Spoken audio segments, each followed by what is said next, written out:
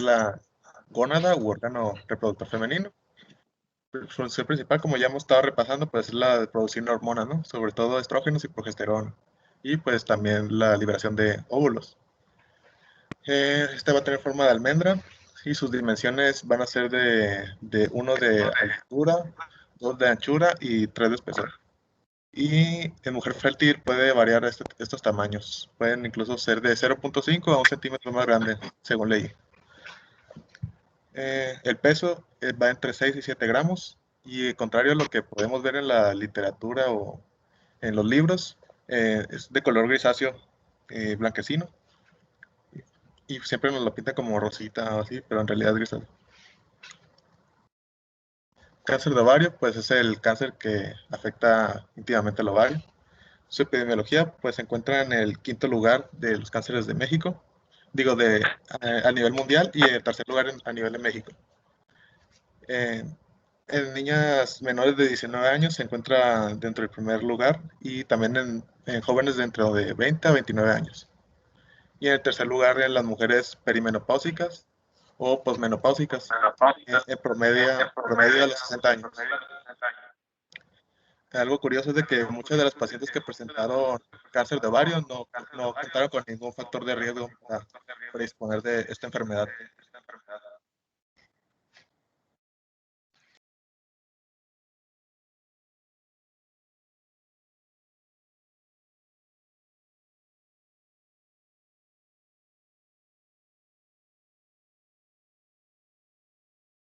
Te silencio. No te escuchas. Daniel, te silenciaste.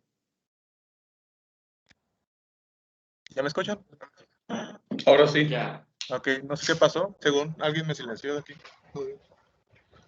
Pero bueno, ¿hasta dónde me escucharon?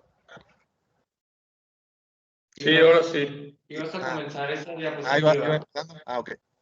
La teología no está del todo establecida, pero se tiene la teoría de que del 5 al 10% de estos van a depender por mutaciones en el gen BRCA. Si pueden recordar, esto también lo vimos en el cáncer de mama. Estos genes también se suelen alterar, el BRCA1 y el BRCA2. El BRCA1 va a tender a ser más maligno y predispone a una mujer a padecer de cáncer dentro de una posibilidad de entre 20 y 40%. Y el BRCA2 es menor, este porcentaje. También incluye otras mutaciones en otros genes y pues también están asociados estos al cáncer de mama y el cáncer de ovario hereditario. También se dice que el síndrome de Swigert predispone a cáncer de ovario, pero de células germinales exclusivamente.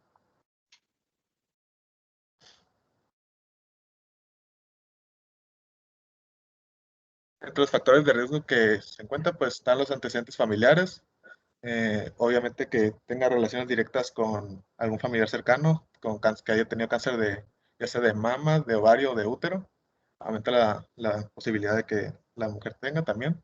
La edad, eh, esto pues puede variar debido a que algunos cánceres de ovario pues, se presentan más en pediátricos y en mujeres prepúberes y otros en mujeres más mayores. Los estilos de vida, sobre todo la obesidad, el tabaquismo, el sedentarismo y en algunos artículos también mencionan el alcoholismo. De la genética, pues ya lo mencioné hace rato, que hay mutaciones en el gen BRCA1 y BRCA2 y que si hay trastornos hormonales, por ejemplo, que sean olípara, que no hayan tomado píldoras anticonceptivas, o los extremos, tanto que si haya empezado a menstruar a una edad temprana, como si haya tenido una menopausia tardía. Y por último, pues problemas ginecológicos, que no sé, por algún quiste o alguna endometriosis.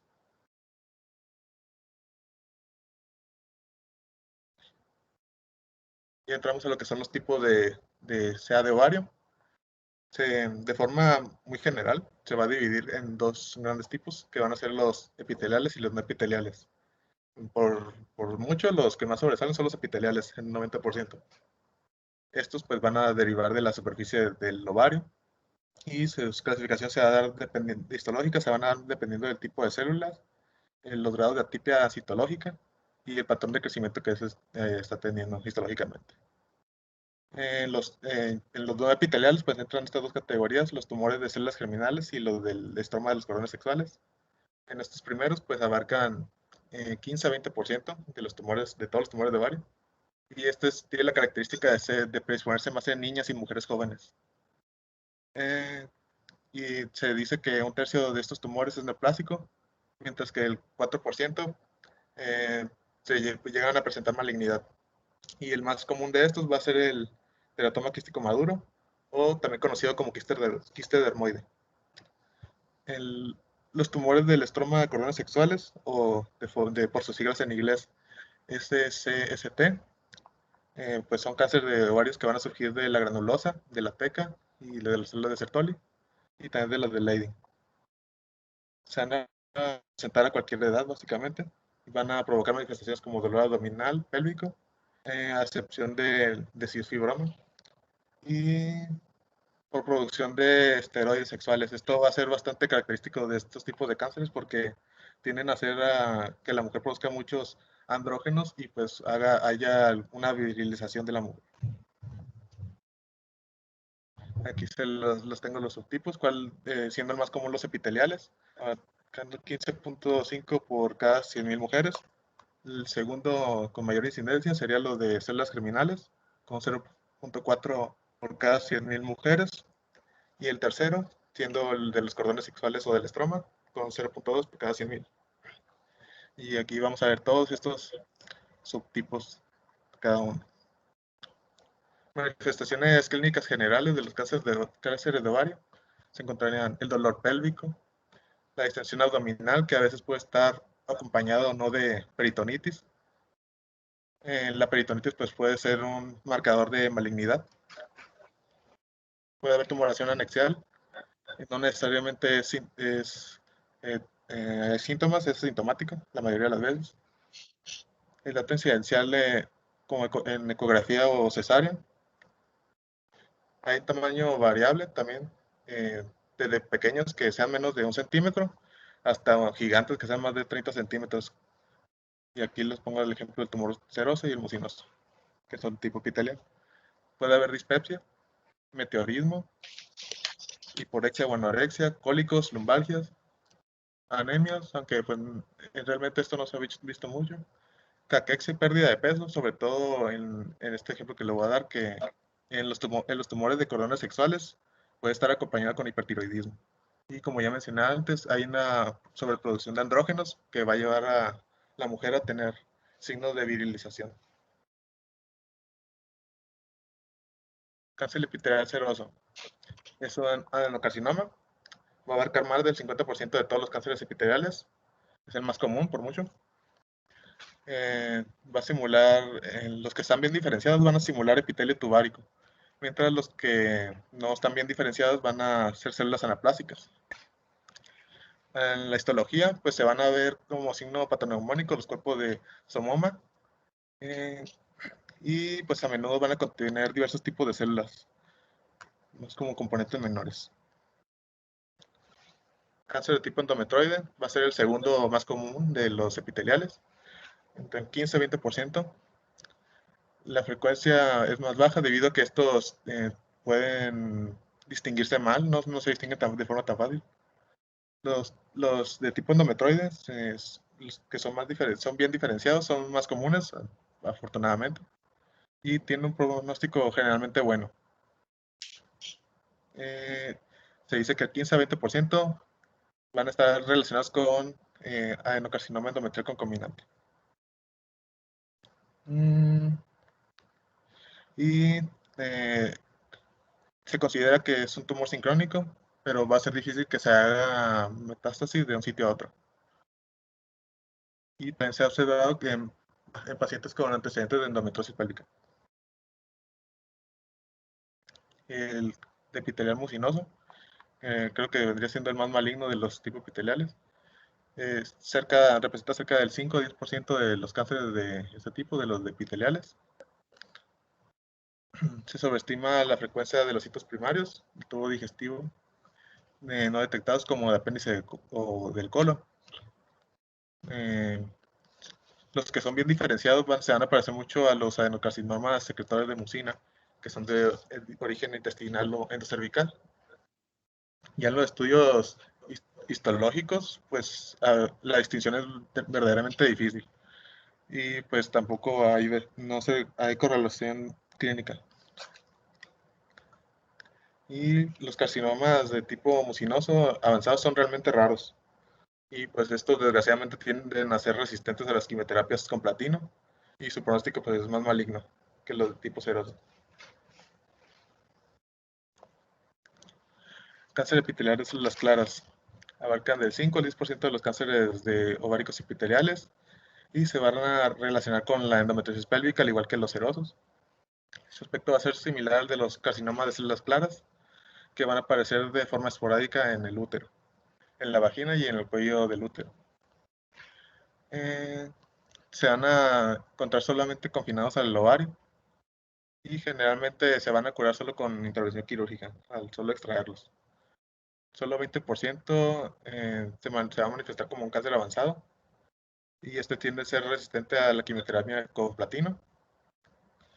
Va a conllevar un pronóstico más sombrío, pero no tanto como que el de carcinoma mucinoso.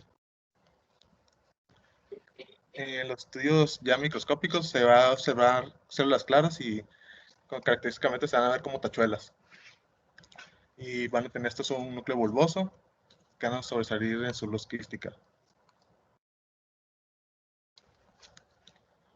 El cáncer de células transicionales, primero pues ese se caracteriza por la ausencia del componente de Brenner.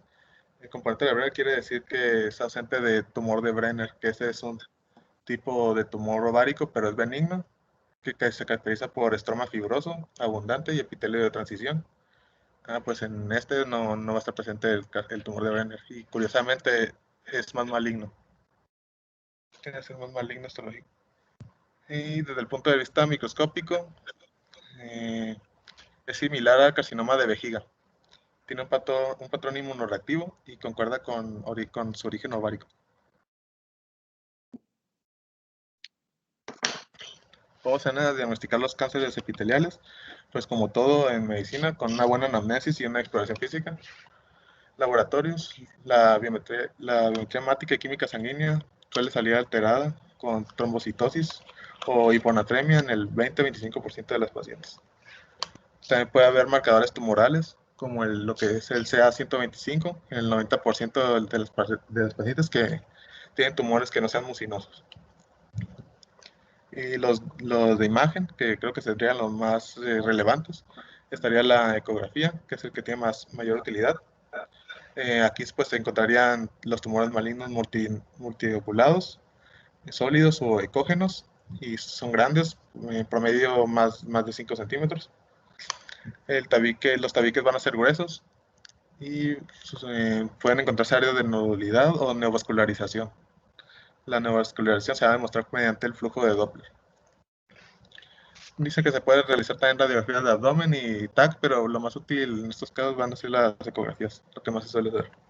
Y el diagnóstico definitivo, obviamente, pues se va a realizar mediante histopatología, mediante una biopsia y estudio histológico y la posterior estadificación FIGO. Aquí está la estadificación FIGO. Para no hacérselas muy larga, pues se la voy a resumir un poquito. Se divide en estadios, que va del 1, 2, 3 y 4. El estadio 1 va a llevar tumores limitados a los ovarios. El 2, tumor que abarca a ambos ovarios y con extensión pélvica.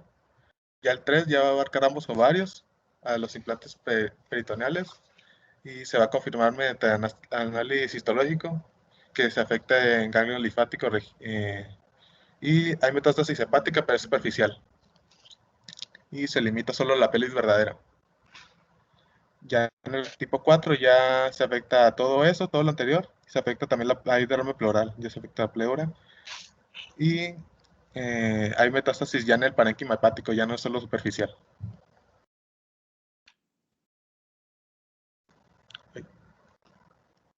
No avanza. Aquí se los pongo de forma más ilustrativa de cómo va avanzando en cada estadio. El tratamiento temprano pues se va a realizar con la extracción del tumor. Si hay ascitis, pues se debe extraer el líquido de la ascitis. y también realizar lavado peritoneal. Y para estos casos se practica la histerectomía extrafacial con, con BCO, que vendría siendo quitar las trompas uterinas, ambas, es bilateral. Y las muestras peritoneales o de raspado al azar son ideales para que se hagan cerca del diafragma, porque eso se tiene que analizar para que no para observar si no hay proliferación hacia esa zona. Si se quiere realizar un tratamiento más conservador en mujeres que todavía no cumplen su satisfacción de paridad, pues se va a realizar una salpingohisterectomía unilateral y solo son aptas las mujeres que estén en cáncer de estadio 1.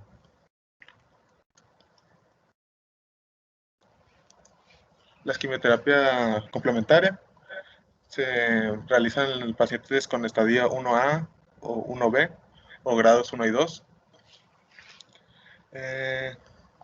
Pero en estas se suelen recuperar solo con la intervención quirúrgica, pero en las que sí se tienen que realizar casi pues, de forma forzosa es en las de grado 3 en adelante y las que estén en estadio C, 1C o 2. Y va entre 3 a 6 ciclos de carboplatino y paclitaxel. Y pues el debido tratamiento sintomático que vayan a dejar las quimioterapias. Para tratar los vómitos, los dolores, los malestares, todo eso. Ya para tratamiento en la etapa más avanzada, estadios 4 o 5, se realizaría una citorreducción quirúrgica, que sería básicamente quitar todo lo anormal que se vea macroscópicamente de forma quirúrgica y se realizaría 6 ciclos de quimioterapia a base de platinos, ya sea con carboplatino o oxaloplatino. Ya entramos a los tumores ováricos de células germinales. Son el segundo subtipo más grande de los tumores de ovario. Se van a originar de los elementos primordiales de las gonas femeninas y va a comprender un tercio de lo que serían las neoplasias del ovario. El más común, como ya mencioné anteriormente, va a ser el quiste dermoide o teratoma quístico maduro, representa el 95%. En Occidente, esta comprende menos del 5% de los cánceres malignos.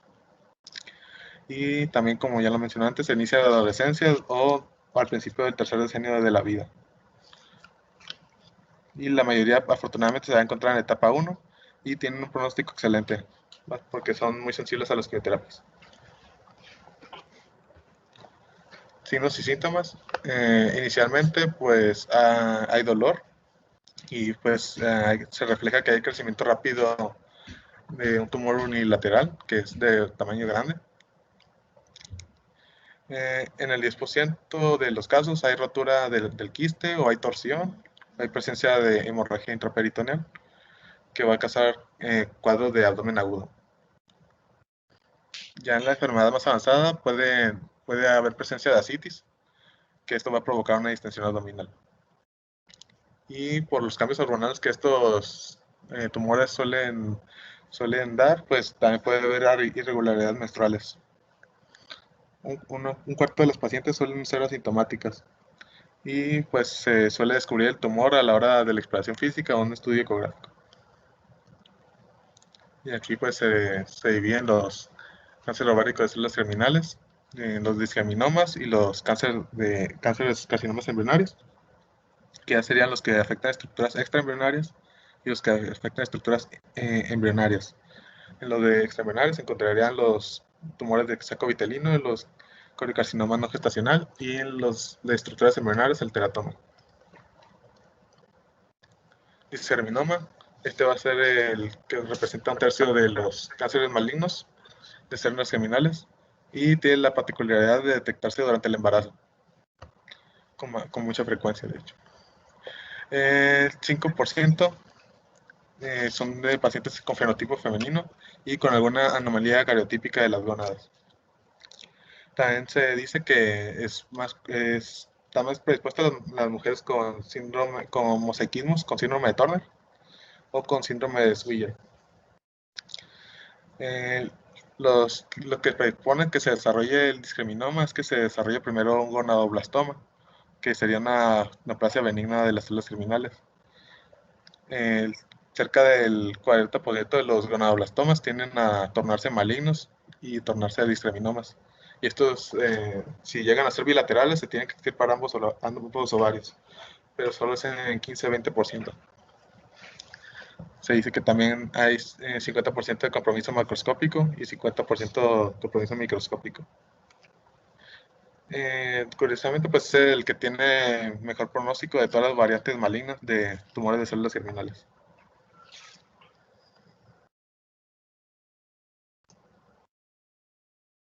¿Me escuchan? Sí. Sí, ok, pensaba que se había cortado. Bueno, sigamos. ¿Qué carcinoma embrionario? Se presenta en pacientes jóvenes, en promedio a los 14 años, pero pues no se descarta que pueda aparecer en mujeres en edad fértil un poquito más avanzada, de edad más avanzada. Se van a formar como células epiteliales parecidas a las del disco embrionario. Sus signos más distintivos van a ser sus hojas, que van a estar como más desorganizadas, van a ser grandes, grandes células anaplásicas y sus espacios semejantes a los de las células glandulares y de estructuras capilares. Los gonadoblastomas que se mencionaron en los discriminomas, también hay posibilidad de que pasen a ser tumores embrionarios, sobre todo testiculares. Y estos carcinomas tienden a producir mucha hormona gonadotropina y 75% de los casos también secretan la hormona alfa-fetoproteína, que es una glicoproteína que secreta el hígado del feto y suele ser un indicador de cáncer.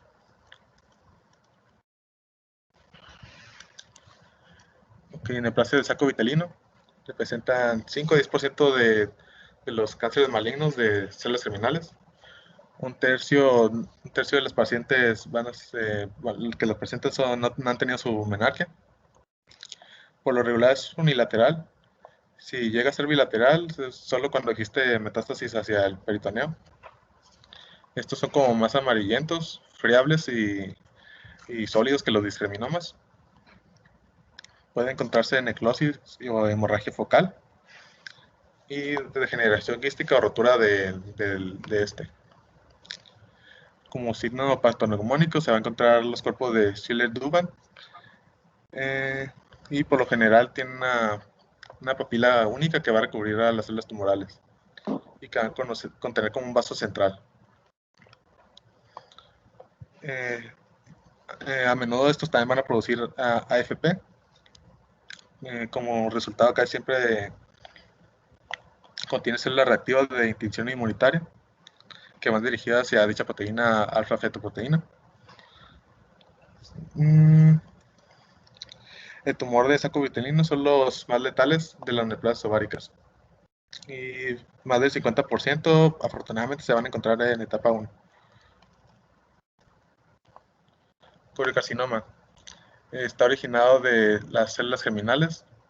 Va a ser similar al coriocarcinoma gestacional, pero va a tener metástasis ovárica.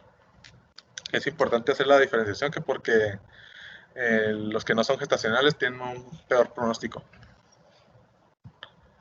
La detección de otros componentes celulares germinales va a indicar la presencia de coriocarcinoma no gestacional. Mientras que si hay algún embarazo concomitante o que vaya a ser próximo, pues va a sugerir que va a ser una forma gestacional.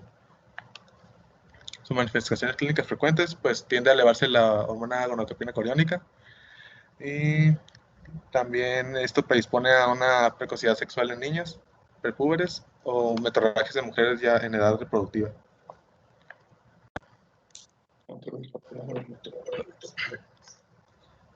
¿Sí me escuchan? ¿Todo bien? Sí. Ok. Poliembremas.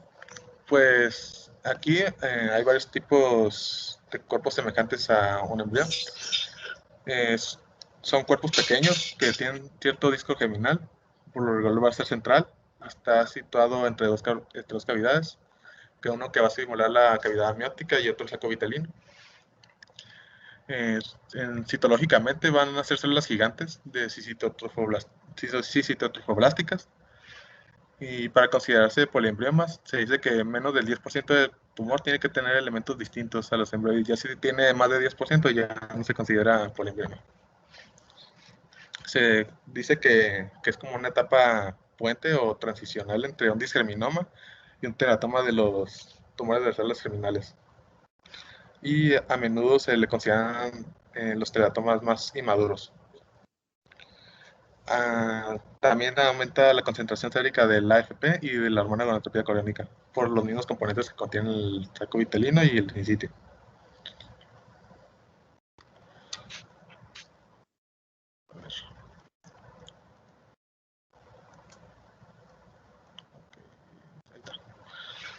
Teratoma son la variante más frecuente, representando un 40-50% de todos los tumores malignos. Afecta a las tres capas: ectodermo, mesodermo y endodermo.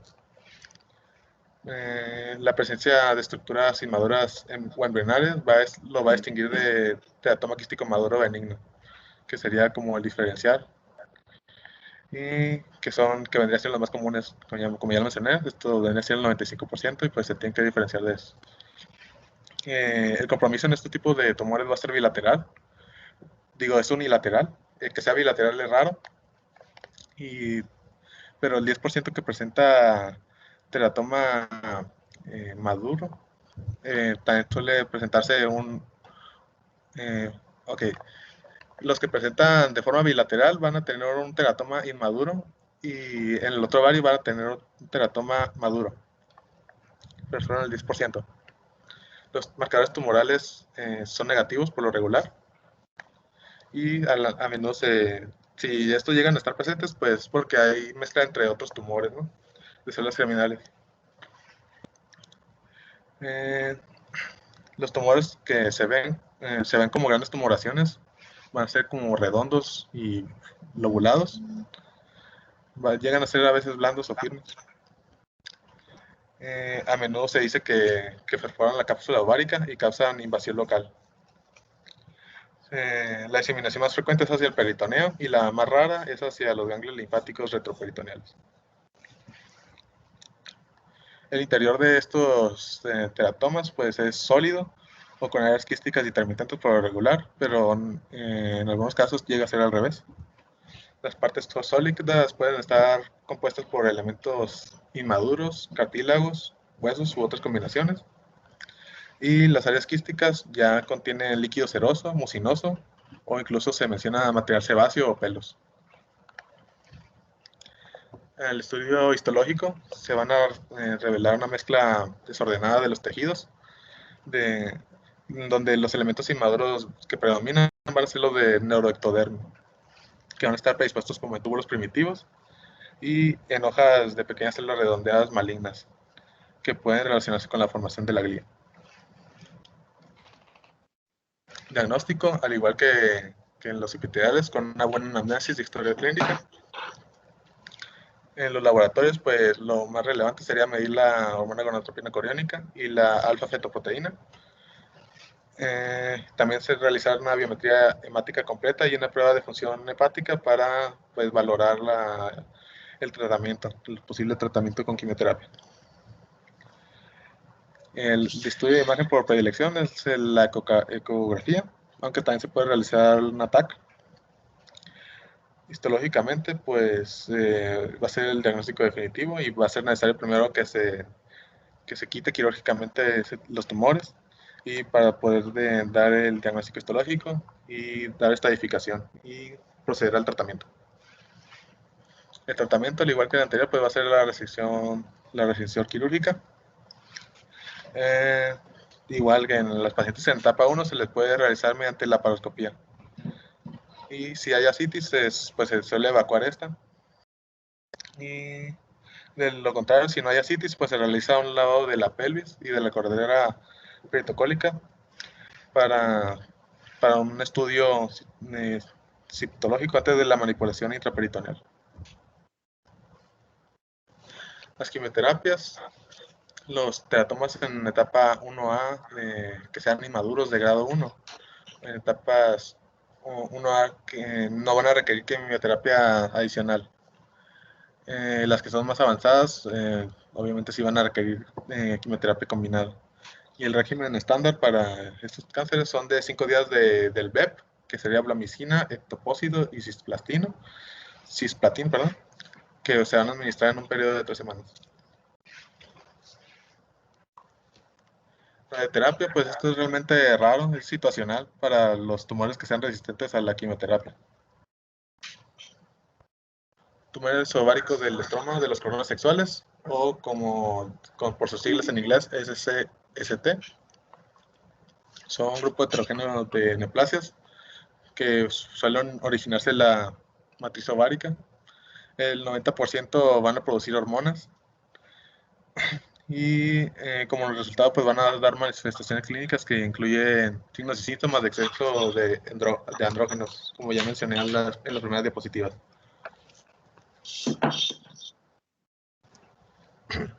Su epidemiología pues sería el más raro, abarca menos del 5% de los tumores malignos del ovario. Su incidencia es de 0.2 por cada 100.000 mujeres. Por alguna razón afecta más a mujeres de raza negra. También se dice que afecta a mujeres de todas las edades y tiene una distribución bimodal que es única. Tanto puede afectar a mujeres muy jóvenes y a mujeres ya en edad avanzada. Los que afectan a las jóvenes, pues se encuentran los de células de la granulosa, los de tumores de células de Sertoli, tumores estromales esclerosantes, que estos se van a encontrar sobre todo en niñas prepúberes y en mujeres dentro de sus primeros 3 decenios de vida. Y los que afectan a mujeres mayores de 50 años ya serían los de células de la granulosa. De etiología, pues no se ha establecido tampoco una muy clara, pero pues según un estudio de control de casos realizado por Boyce y colaboradores en 2009, se observó que la obesidad causa un estadio hiperestrogénico que pues va a estar relacionado con la aparición de estos cánceres. Mientras que la paridad, el tabaquismo por alguna razón y el uso de anticonceptivos van a tener un efecto protector. Se desconoce la causa de esta neoplasia, pero pues se le ha asociado al gen FOXL2, a una mutación de este.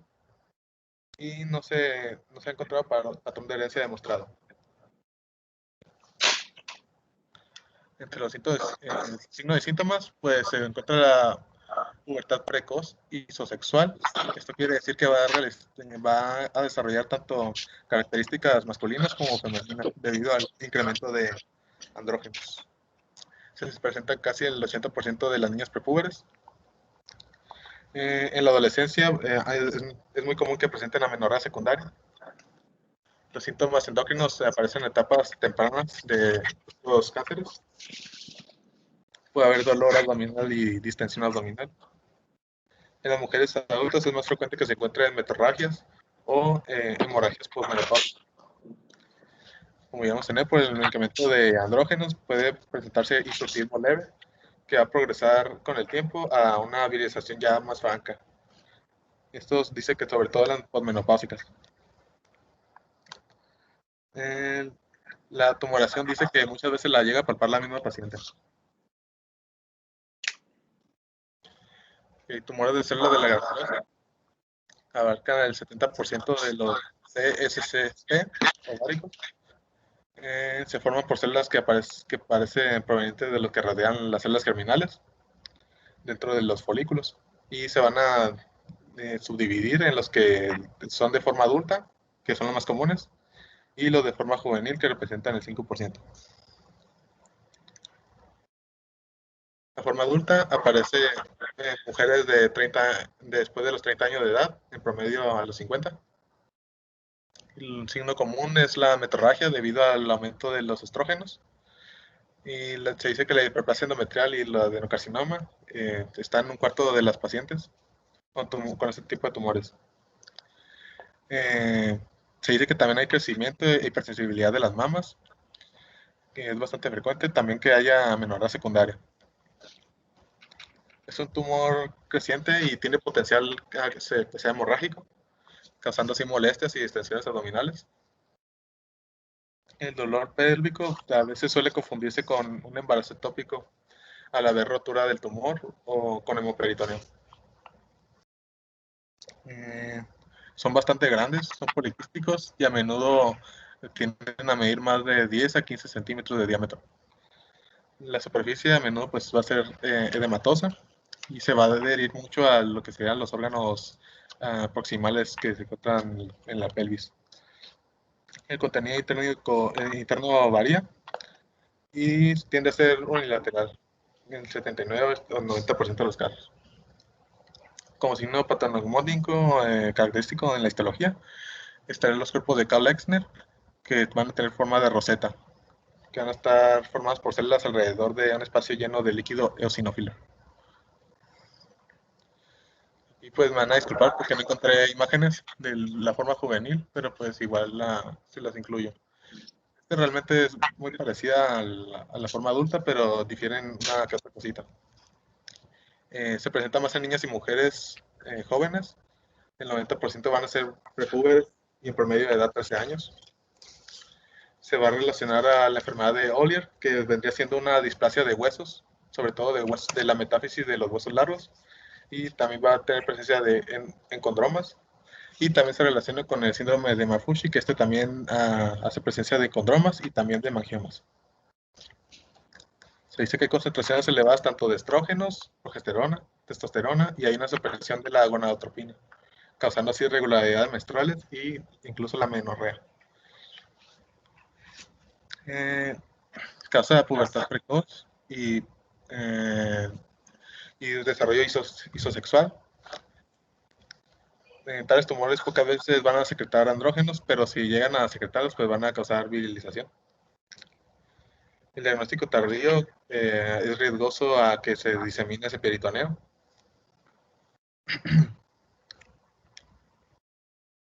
¿Me escuchan todavía? Sí. Ok. ¿Cómo esto?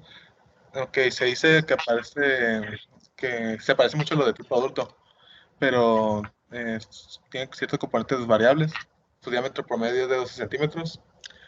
Sus características histológicas se van a distinguir que están rodeados como de núcleos hipercrómicos que tienen hendidura en forma de grano de café. Pues desgraciadamente no encontré imágenes, pero pues histológicamente dice que eso forma.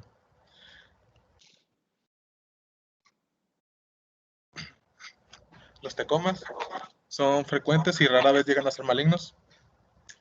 Por lo regular, mujeres posmenopáusicas de 60 a 70 años de edad se presentan.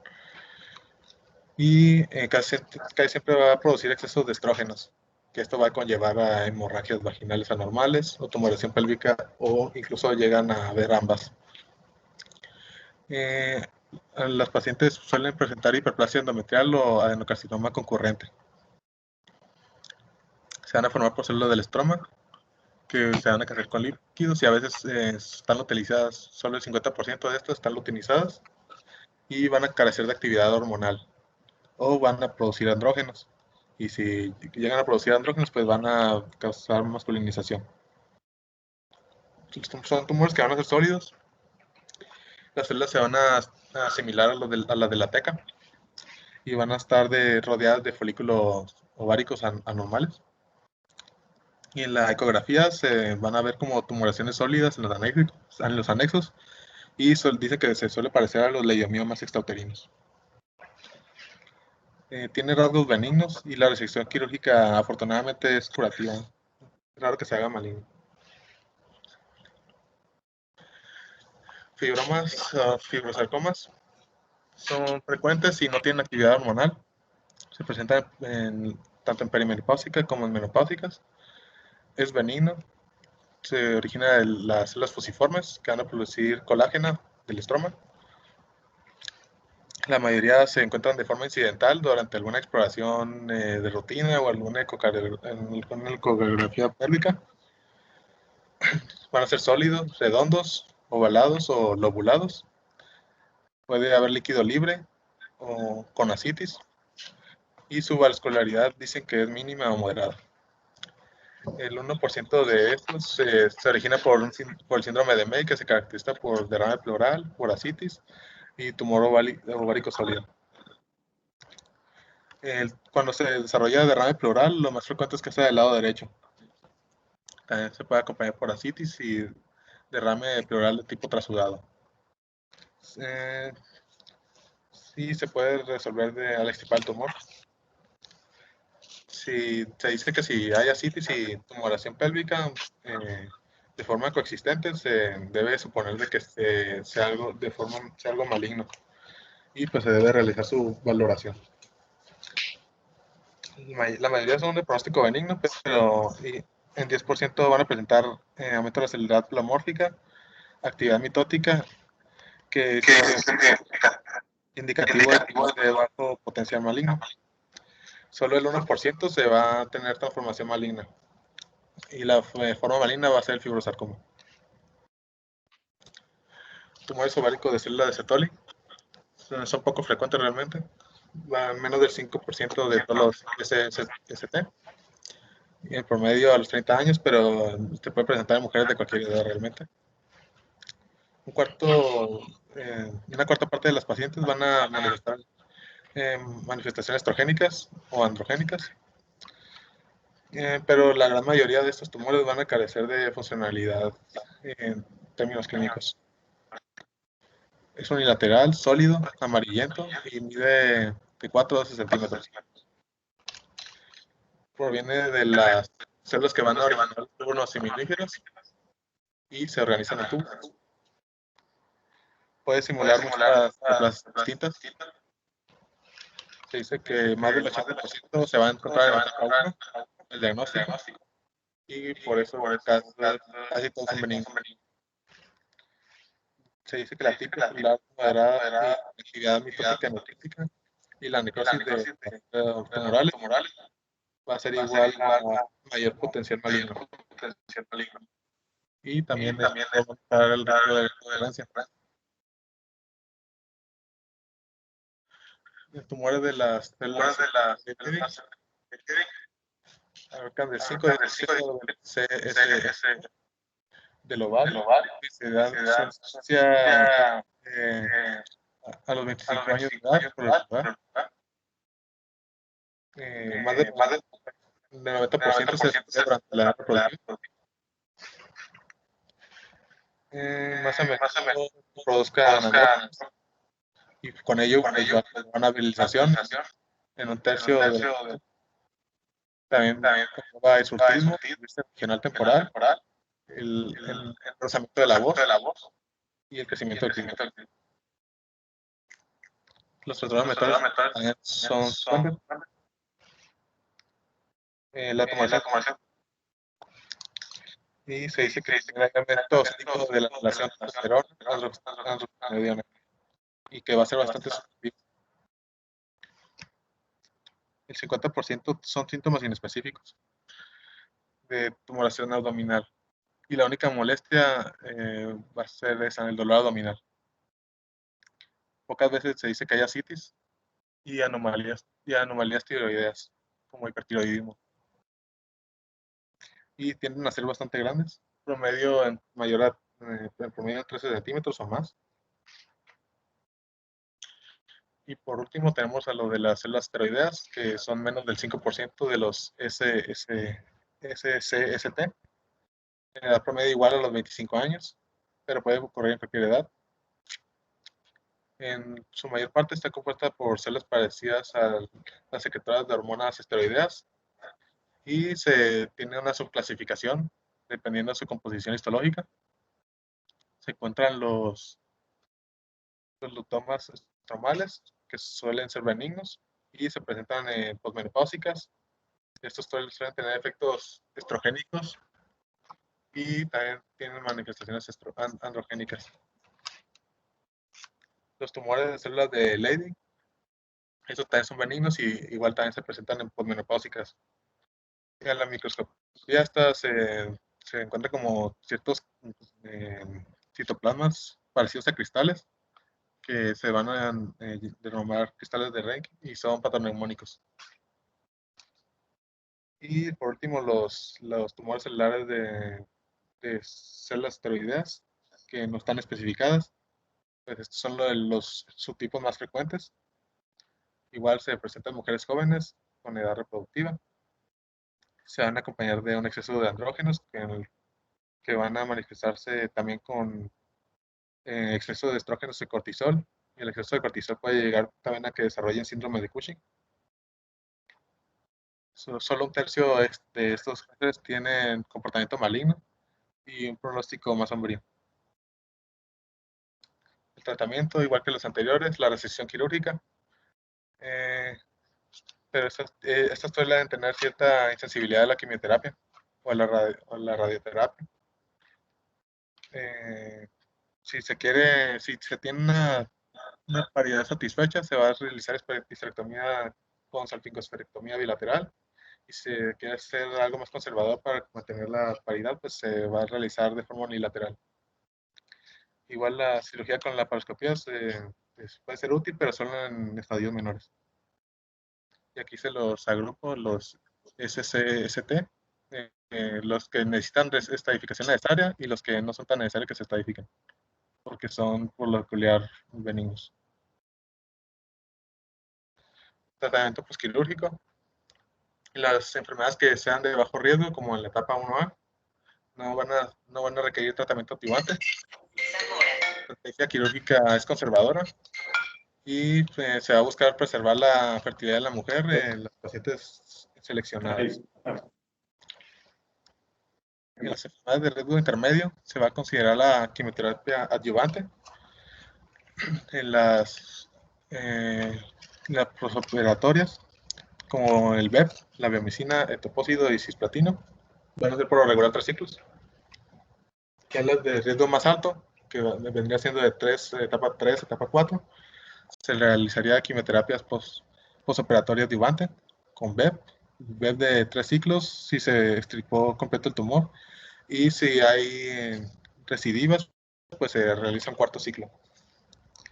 Y así hay enfermedad recurrente, se va a considerar la reducción de volumen de formas quirúrgicas o también de otro ciclo de BEP o de paclitaxel.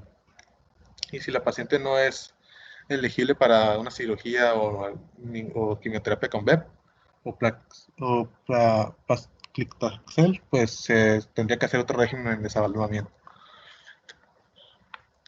El pronóstico de los carcinomas de SCST pues tienden a ser benignos en gran parte si se encuentran en etapa temprana, que es la gran mayoría, pero si se encuentran en etapa 2 en adelante ya sería un pronóstico más maligno, similar a los de carcinomas epiteliales. Y solo como curiosidad, el 8 de mayo se considera el Día Mundial de la Lucha contra el Cáncer de Ovario. Y pues muchas gracias por su atención. Aquí están mis referencias.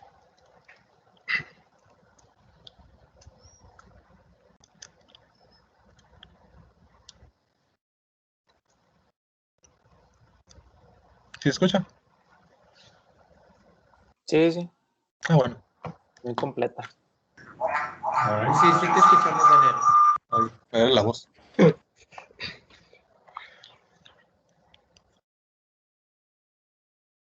Creo que el doctor se muteó porque recibió una llamada, pero me imagino que termine se desmutea. Sí, no te que reciba una llamada, no importa. Lo esperamos.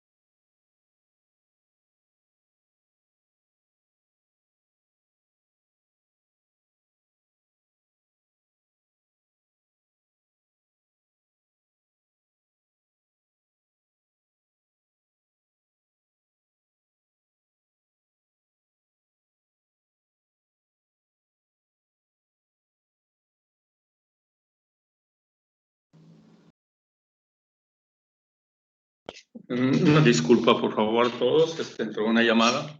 Bueno, primero quiero felicitar al ponente porque realmente es como ustedes pueden ver, es mucho material. 51. Era bastante extenso. Y esto que lo hizo muy sintetizado, ¿eh? En realidad, algunas cosas que quiero yo comentar aquí nada más es que el cáncer de ovario, como ustedes pudieron darse cuenta, es un cáncer que afecta a cualquier mujer en cualquier edad. Niñas de 4 o 5 años, ¿verdad? Lo más común ahí va a ser el disgerminoma, claro. Comparado pues con el tumor de células epiteliales, que es en las mayores de ya perimenopáusicas. Sí. Entonces, los marcadores tumorales, se mencionó aquí durante la charla, el CA125. Si ese es un marcador tumoral, pero si yo le pido a una niña de 5 años o 13 años un CA125, me va a dar normal aunque haya un cáncer, ¿eh? Entonces, el CA125, ¿a partir de qué edad se solicita? Antes de eso no me sirve para nada, ¿eh? Vamos a estar haciendo gastar a la mujer, a la paciente, dinero sin que no tiene ningún valor, razón de ser. Entonces, ¿a partir de qué edad se pide el CA125? Y obviamente, los marcadores tumorales antes del CA125 son un montón. Aquí los estuvieron mencionando, pero no sé si lo captaron o no, ¿verdad? Porque yo les repito, a un adolescente no le voy a pedir CA125, no me sirve para nada. Entonces, ¿cuáles marcadores tumorales le voy a pedir a una mujer joven? ¿Hablo infante o hablo adolescente?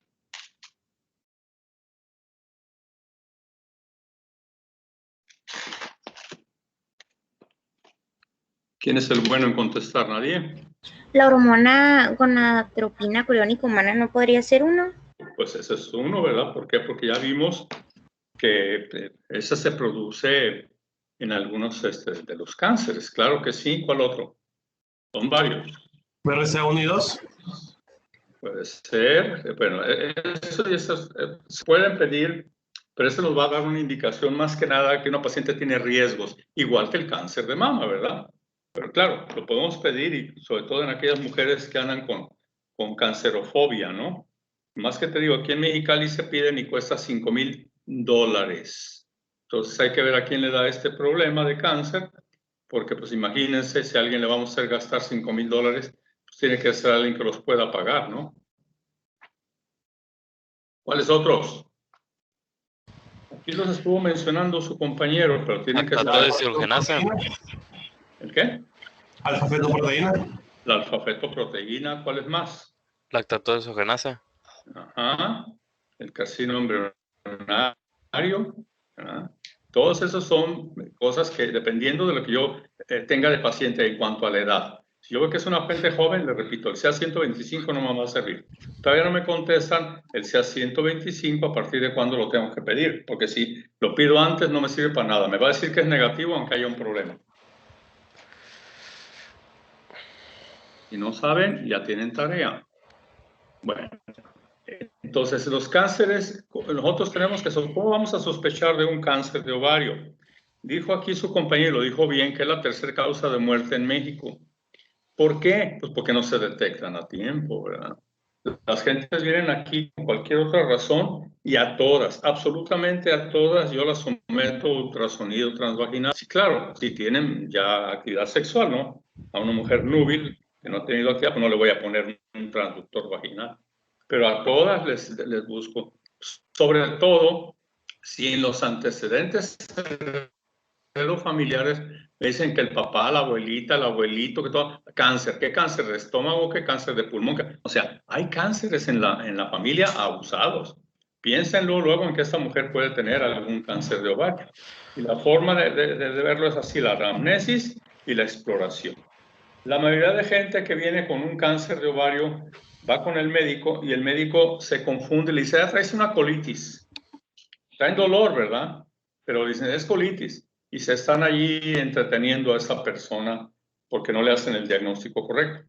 No se les olvide, aquí muchas mujeres que van con médicos en general, no voy a decir nomás los de las farmacias que están ahí. Oye, ¿Te interrogó el doctor? Sí, me hizo 3, 4 preguntas. ¿Te exploró? No. La mayoría no exploran a sus pacientes. Entonces, ¿cómo van a darse cuenta de eso? Y hay que saber explorar la exploración bimanual, ¿verdad? A ver, señora, vaya y orine, vacíeme la vejiga para poder tocar todo. Bueno, aquí nos estuvieron hablando de cómo se hace el tratamiento. A todos los cánceres de ovario necesito saber de qué estirpe son. Por lo tanto, les tengo que operar y mandar a patología a ver que me digan ellos cuáles. Entonces, la rutina de un cáncer de ovario es salpingoforectomía bilateral, ya con algunas con histerectomía, omentectomía, o mínimo biopsia del omento, ¿verdad? Del epiplón, para que me entiendan. Y hay uno solo que también se quita el apéndice secal. ¿Cuál es? Uno nada más de todos. Los demás no se les tiene por qué quitar el apéndice. Pero ¿cuál es este? Entonces ya tienen otra tarea, porque sin duda va a ser una de las preguntas del examen final. Hay uno solo de los cánceres de ovario que la rutina implica quitar el apéndice secal. En los demás no hay necesidad. Bien, aquí el compañero ponente nos estuvo hablando durante toda su plática de los cánceres de origen primario. Hay un cáncer de ovario que es secundario. ¿Cuál es este? Comienza en el aparato digestivo y cae en las células y entonces va a dar un cáncer de ovario secundario. ¿Es el tumor de qué?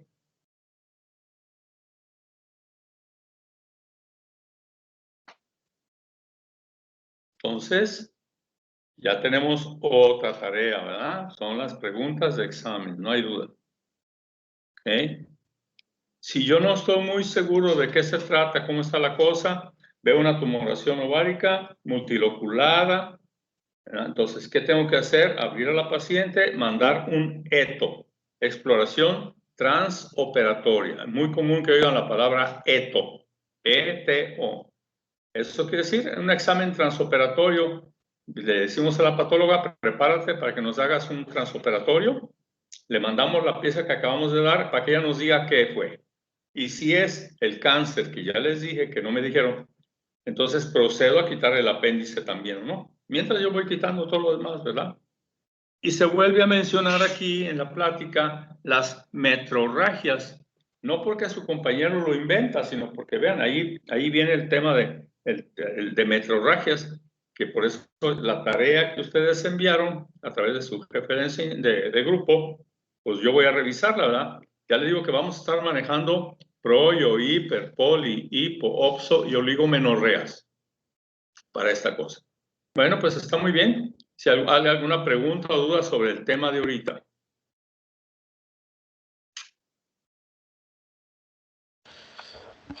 No, doctor, solamente con lo que preguntó de lo del CA 125.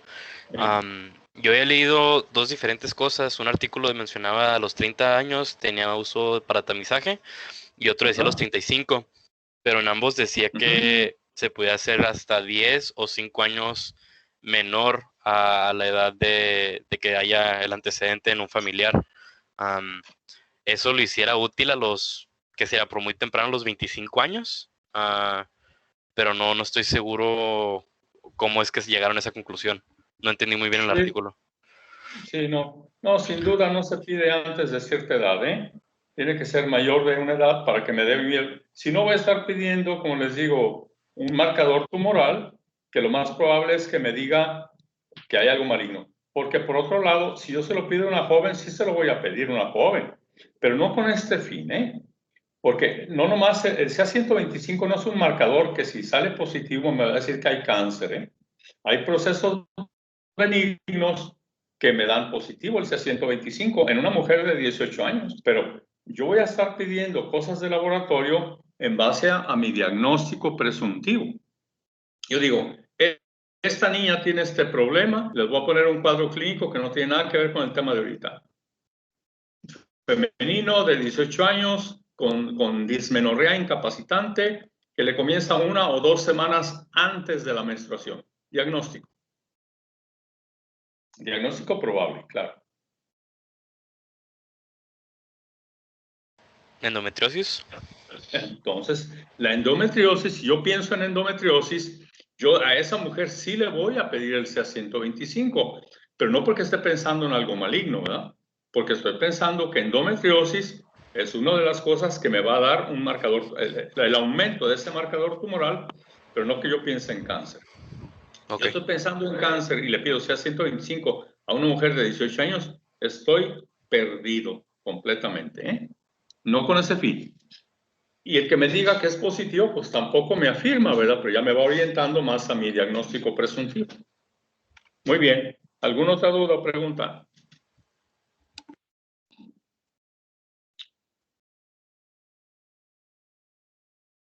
Muy bien. Pues si no hay, vamos a pasar entonces al siguiente tema. Son como 11 diapositivas, así que ahí no viene tan largo.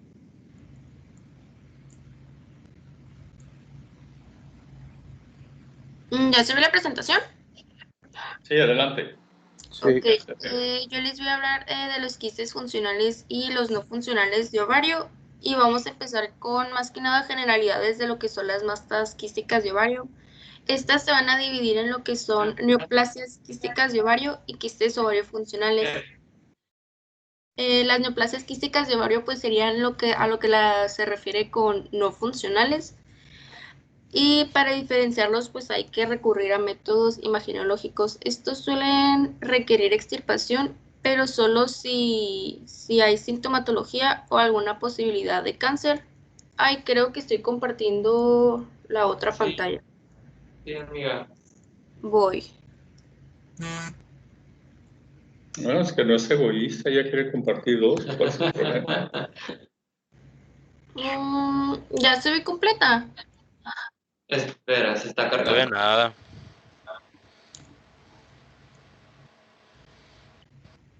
Creo que no. A ver, déjame la vuelvo a compartir. Creo que lo tienes que compartir normal, pero en PowerPoint cambias de modo de presentación a modo de práctica o algo así, creo.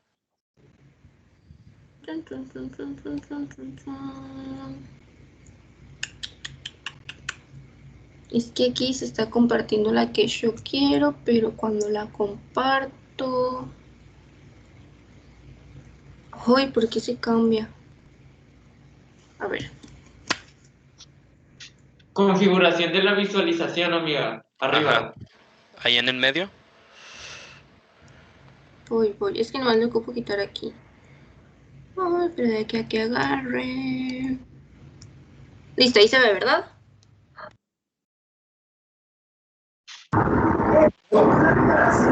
¿Sí? Compartir. Ne. No se mira. Ahí como estabas antes, en medio dice configuración de visualización y quitas el modo de presentar y eso ayuda, creo.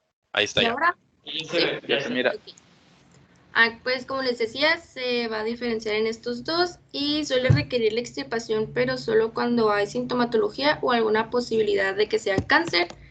Su incidencia es más o menos del 5 al 15% de las mujeres y la mayoría van a permanecer asintomáticas, pero puede haber dolor o alguna sensación de compresión cuando el quiste ya alcanza un tamaño más grande o incluso también puede haber como alguna sensación como de pesadez. Y también hay dice que eran signos, pero en realidad no son muchos signos de perturbación hormonal, que es cuando hay algún tipo de quiste de células de la granulosa o de la teca, porque estos sí van a estimular a los andrógenos o a los estrógenos. El diagnóstico de esto se va a hacer con más que nada estudios imaginológicos, pero se puede pedir la gonadotropina colónica humana en caso como de que pensemos que podría haber algún embarazo ectópico o un embarazo molar, que no nos va a dar el diagnóstico certero, pero pues nos podría despertar un poco la la sospecha. Los marcadores tumorales pues se van a pedir solo en pacientes cerca de la edad de la menopausia, porque en pacientes menores pues no es muy común que sea cancerígeno. La gonadotropina, el oncoantígeno va a estar positivo en cáncer de ovario epitelial o también puede estar en algunos leiomiomas, en la adenomiosis o en la salpingitis. La alfa-fetoproteína sérica, esta va a estar en tumores del saco vitelino o también puede estar en carcinomas de células embrionarias. Y las inhibinas A y la B Estas son más que nada por células de la granulosa. Los estudios imagenológicos pueden ser la ecografía transvaginal o la ecografía transabdominal. Esta va a depender del tamaño del quiste. Si el quiste mide entre 5 y 7 centímetros, va a ser mejor una ecografía transvaginal, o sea que el quiste sigue como circunscrito a la pelvis. Y esta se tiene que pedir cada 6 o 12 semanas porque estos quistes casi siempre remiten más o menos a los 6 meses. Y si es un quiste ya de mayor tamaño, pues se puede pedir mejor una ecografía transabdominal o incluso una resonancia magnética, pero pues la ecografía es más rápida e incluso se puede tener ahí mismo en el consultorio, entonces por eso a veces se prefiere más la ecografía. El tratamiento puede ser solo de observación en pacientes en las que la sospecha de quiste es mucho más alta que de cáncer, y hay algunos criterios. Por ejemplo, se tienen que cumplir los 4 y si uno de ellos se ve alterado, ya se debería de pasar a alguna valoración quirúrgica. Si ya está la confirmación del ultrasonido que el quiste está inoculado y su pared es delgada, si el diámetro del quiste es menor a 5 centímetros, si durante la vigilancia esta que les mencioné de cada 6 o 12 semanas el quiste no crece, o si el nivel sérico es el oncoantígeno 125 es normal, pero pues sabemos que este nivel sérico puede estar normal aunque haya cáncer, porque a veces no puede ser tan específico o puede estar elevado y puede ser alguna otra patología. Por eso tienen que estar todos los criterios presentes. Ya si alguno se altera, que sería más que nada el tamaño del quiste, ya tendríamos que empezar a valorar para una extirpación quirúrgica. Y se puede hacer una cistectomía o una variectomía. La cistectomía sería solo remover el quiste y la variectomía sería remover todo el ovario. En pacientes jóvenes pues se prefiere un poco más la cistectomía, pero si hay como sospecha de que sea cáncer, es mucho mejor la variectomía, porque si el quiste se llega a romper, puede que células cancerígenas se implanten en donde hayan caído a la hora que se rompa el quiste, y pues eso sería muy peligroso. Y también pues en caso de que el quiste sea muy grande, también es mucho mejor la variectomía, porque reparar el ovario después de que removamos un quiste pues se vuelve mucho más difícil. Y pues también en pacientes que ya son menopáusicas es mucho mejor la variectomía porque no tiene mucho caso dejar el ovario. Y pues la laparotomía sería en caso de que queramos remover el quiste, el ovario completo. Y también hay una que se llama mini laparotomía, que esta es para quistes pequeños y se prefiere mucho más a una laparoscopía porque es menos riesgosa y el tiempo de curación es mucho más rápido. Incluso hay pacientes que se pueden ir a su casa el mismo día que se les hace la mini laparotomía. Pero pues una de las cosas malas de la mini laparotomía es que no hay suficiente espacio para buscar signos de cáncer.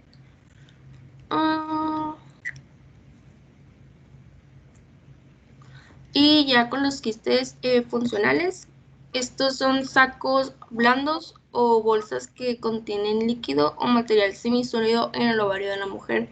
Estos son muy frecuentes, o sea, de los quistes ováricos funcionales y los no funcionales. Los funcionales son mucho más frecuentes y se les llama funcionales porque son por procesos fisiológicos. Estos se van a dividir en foliculares del cuerpo lúteo o de la teca, y los foliculares son los más comunes entre estos tres. Los foliculares van a ser redondos, anecoicos, o sea que no hacen como sombra en los ultrasonidos. Sus paredes van a ser delgadas y van a ser regulares. Estos van a aparecer antes de la ovulación. Estos se van a formar cuando el folículo va creciendo y, como sabemos, ese folículo se tiene que romper para liberar el óvulo, pero en el caso del quiste no se va a romper, se va a mantener intacto y va a continuar creciendo formando lo que es el quiste. Los del cuerpo lúteo difieren porque estos sí hacen eco y sus paredes son un poquito más gruesas, y estos aparecen después de la ovulación. Como sabemos, después de que se libere el óvulo, el cuerpo lúteo debería de desaparecer, pero en estos casos pues no desaparece, se mantiene intacto y va a formar lo que es el quiste. Y a veces se puede, o sea, uno de los factores que puede hacer que se quede sería una sobreproducción de hormona luteinizante. También están los de la teca o tecaluteínicos, que estos aparecen más que nada en pacientes gestantes por una estimulación de la hormona colónica humana. por lo que son también muy comunes en embarazo molar, porque sabemos que hay pues mucha más hormona colónica humana, y estos desaparecen cuando disminuye esta hormona.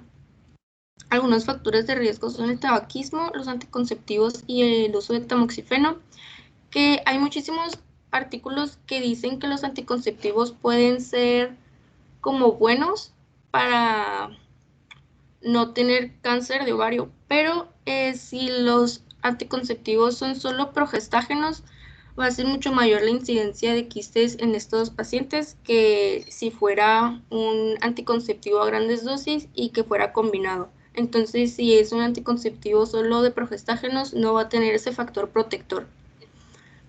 Como ya dijimos, pues suelen ser asintomáticos, pero pueden causar dolor en caso de que crezcan a un tamaño más grande. Los quistes no funcionales, o en realidad pues que en realidad son neoplasias y se van a dividir en células epiteliales, células germinativas o de los cordones sexuales estroma. De estos tres grupos en general, los más comunes son los de las células epiteliales. La mayoría son benignos, pero en mujeres pues menopáusicas hay muchísimo más riesgo de malignidad. Y el tratamiento en estos sí es la extracción quirúrgica porque pues son más probable a volverse malignos. Estos son los tres tipos, los superficiales, los del cordón sexual y los tumores de células germinativas. Como ya había mencionado, los tumores superficiales del epitelio, que aquí se combinan con los del estroma, son el grupo más común, porque están aquí los serosos y los mucinosos, que son dos muy comunes, pero ya en específico el más común sería el teratoma, que es de células, aquí está, de células germinativas. Los teratomas son muy comunes y también los serosos y los mucinosos. Los tumores serosos y mucinosos benignos van a ser de células del epitelio superficial y del estroma. Los serosos son inoculados, su pared es fina y el líquido que tienen por dentro es seroso, y estos suelen aparecer en ambos lados, o sea, en los dos ovarios. Y los mucinosos, estos contienen moco adentro, su pared es más gruesa, pueden ser más pequeños, pero a lo largo de la vida pueden alcanzar un tamaño muy grande. Y pueden ser uniculados o multiloculados. Y ya el teratoma ovárico, de células germinativas, puede tener ectodermo, mesodermo o endodermo, y van a incluir un conjunto desordenado de tejidos, como pueden ser cabello, grasa, huesos, dientes, y en algunas imágenes a veces también hay incluso ojos. Estos se van a clasificar en inmaduros, maduros o monodérmicos. Los inmaduros casi siempre son malignos y pueden incluir una, dos o las tres capas de células. Los maduros, estos casi siempre son benignos y tienen las tres capas de células, y van a tener algunos signos ecográficos como son la punta de iceberg y cabellos, como vemos aquí en la imagen. Estos que son aquí pues son cabellos. Y los maduros, y los monodérmicos también casi siempre son benignos, y pues como lo dice su nombre, monodérmico, solo van a contener un tipo de tejido. Y ya sería todo por mi parte, no sé si alguien tiene una pregunta. La verdad es que era un tema que venía muy corto en todas las referencias y casi siempre se repetía lo mismo, el mismo tratamiento y el mismo modo de diagnóstico. Aquí lo que tenemos que nosotros que ver es precisamente que es un quiste para diferenciarlo de un tumor o de una masa. ¿Qué es un quiste y qué es una masa? Esa es la pregunta.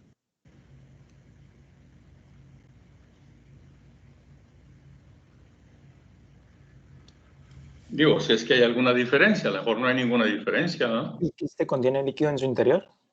Ándale. Una envoltura que contiene líquido en su interior, ese es un quiste. En donde quiera del cuerpo humano, no importa.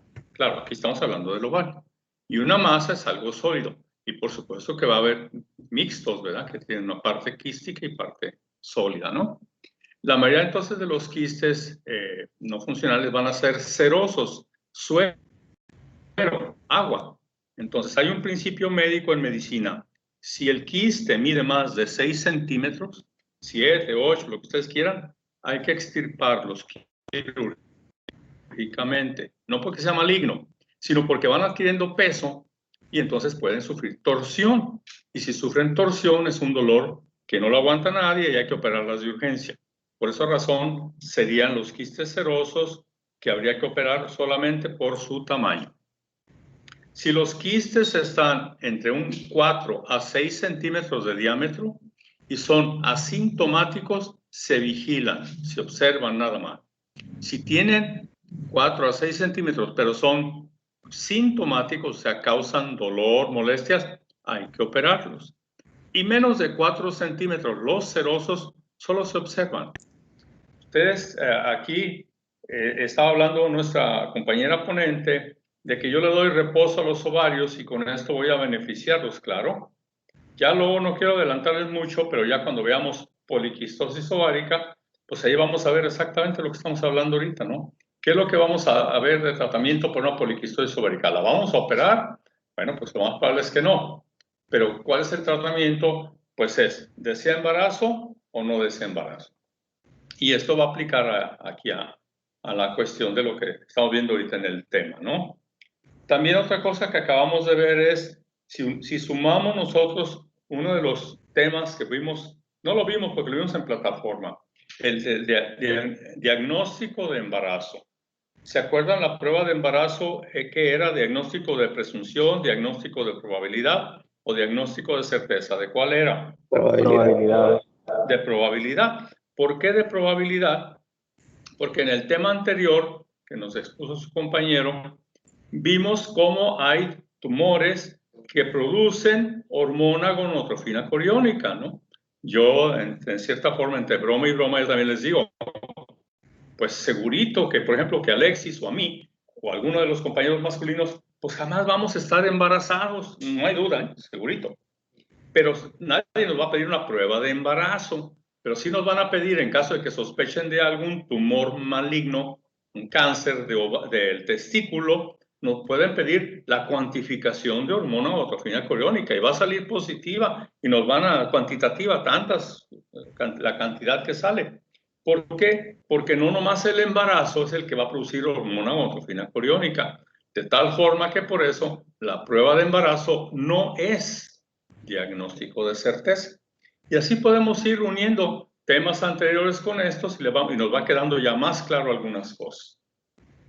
Hay tumores funcionantes como los que mencionaba su compañera, el de células de Sertoli y Leydig. Pues imagínense, van a producir andrógenos, pues van a ser tumores virilizantes. Entonces, funcionales se refiere a que producen sustancias, hormonas. Hay uno que se llama Stromovari, que no lo vi aquí, por cierto, y este produce hormona tiroides. La tiroides está bien, sí, pero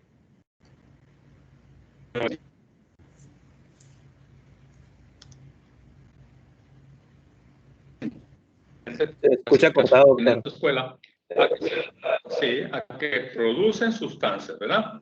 En la mayoría de las clasificaciones no, más bien es por su estirpe, ¿no? Es seroso, es mucinoso, es teratoma, es quiste dermoide. ¿Cuál es la diferencia entre un quiste dermoide y un teratoma? Si es que hay alguna.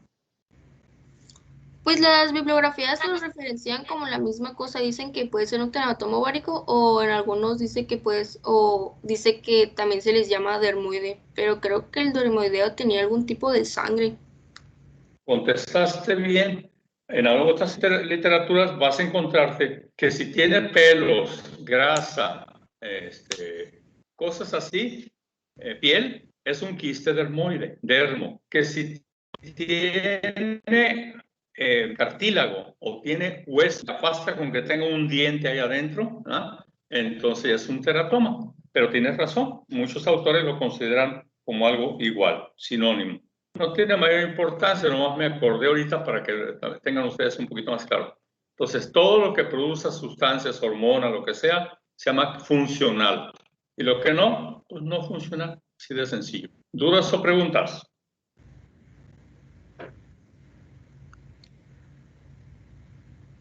Bueno, si no hay, les voy a hacer una recomendación. Cuando comenzamos la clase a las 2 de la tarde, ahorita son las 3:21, había 24 de ustedes. Para media hora después había 30. En el resto de la clase, desde cerca de las 3 de la tarde, un poquito antes, teníamos 27. Luego, posteriormente, ya entró nuevamente alguien y tenemos 28. Tengan cuidado con esto, porque yo aquí estoy checando, aparecen todos los nombres de ustedes aquí. Entonces, a lo mejor ustedes prenden su computadora, aparece su nombre, de aquí yo tomo la lista y ya, quedaron con asistencia.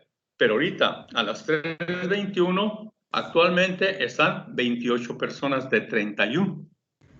¿Qué pasó con 3 más? Pues unos no vinieron, ¿verdad? Sin duda, a la clase. Y otro a lo mejor dijo, está muy enfadoso este tema, ¿no? Está muy aburrido el tema o la forma como da la clase el doctor. Pues ahí nos vemos, ¿no? Pues está bien, no están obligados. Pero sí les sigo recordando que esta es una inversión de sus papás. No están poniendo tiempo. Pues si ya decidieron dedicarse, pues algo puede quedárseles el día de hoy. Ya la mayoría ya se les quedó algo, espero que hasta decía 125. ¿Por qué lo voy a pedir en una mujer joven y por qué no lo voy a pedir? Pues es una recomendación nada más. Si no hay alguna duda o pregunta, nos vemos el martes próximo. Ok, doctor, nos vemos. Muchas gracias, doctor. Ándele, pues. Gracias, Iván. Gracias. Gracias, doctor. Hola, doctor. Adiós.